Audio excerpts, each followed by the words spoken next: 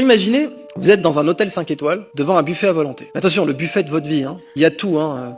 Salade bar, menu vegan, viande grillée, sushi, massage des pieds, la totale. Et là, bon, imaginez, vous avez faim. Ah, vous êtes au paradis, là. Et puis maintenant, imaginez, il y a le maître d'hôtel qui débarque et qui vous fait, tu dois tout manger. Et tout ce que tu laisseras, ça sera porté sur l'addition, en fait. C'est-à-dire que là, tu paieras pas ce que tu as mangé, tu paieras ce que tu n'as pas mangé. Et si tu en laisses trop, non seulement tu paieras une addition mirobolante, mais en plus, tu seras dégagé de l'hôtel, on fera une haie d'honneur pour t'humilier, en fait. Et puis, le maître d'hôtel sort sa montre et il vous fait, ah, au fait, t'as 1 heure. Parce que quelqu'un l'a fait avant toi en 1 heure, donc on sait que c'est possible. Là, vous êtes en enfer. Le buffet n'a pas changé. C'est le même buffet. Mais les règles du jeu ont changé. Et on a pu passer comme ça de l'enfer, du paradis à l'enfer, en changeant juste des règles. Mais en gardant le même contenu.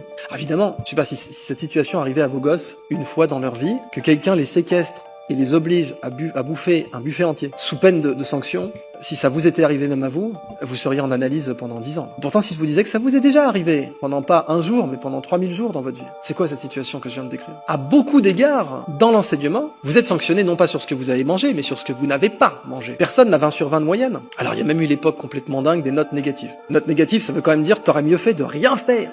Vous savez qu'on appelle les intestins, on appelle ça le deuxième cerveau. Parce que c'est la partie du corps qui possède le plus de neurones après le premier cerveau. C'est-à-dire le cerveau et la moelle épinière. Et la façon naturelle d'absorber du contenu pour le deuxième cerveau, c'est le plaisir. Personne va dire, ah non, manger encore. C'est pas une corvée, la pause déjeuner. C'est même une pause. Mais notre premier cerveau, c'est pareil. Il aime naturellement apprendre. Regardez les enfants et vous demandent pourquoi le ciel est bleu, pourquoi les plantes sont vertes, ou peut-être plus tard l'inverse. Eh ben, parce que notre cerveau a un désir naturel d'apprendre. Mais on peut casser ce désir. Par exemple, prenez un bébé. Vous ne pourrez pas lui faire avaler du chocolat noir ou du café. Parce que le goût amer, les bébés en ont une aversion naturelle.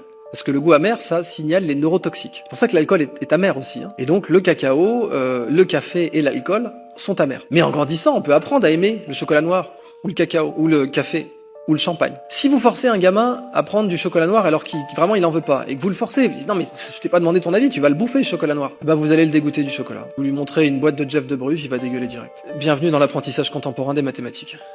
On peut faire mieux que ça. Ça veut pas dire qu'on peut pas apprendre les mathématiques aux enfants. La bonne nouvelle, c'est qu'au contraire, on peut, mais qu'il faut y mettre les formes. Et qu'il faut pas surcomplexifier les choses, justement, en Finlande, en Suisse, en Islande, au Danemark. Ils font très attention à concrétiser les maths le plus possible pour rendre leur apprentissage le plus neuroergonomique au début. Puis ensuite, évidemment, on rentre dans l'abstrait. Parce que le but est quand même d'aller vers l'abstrait.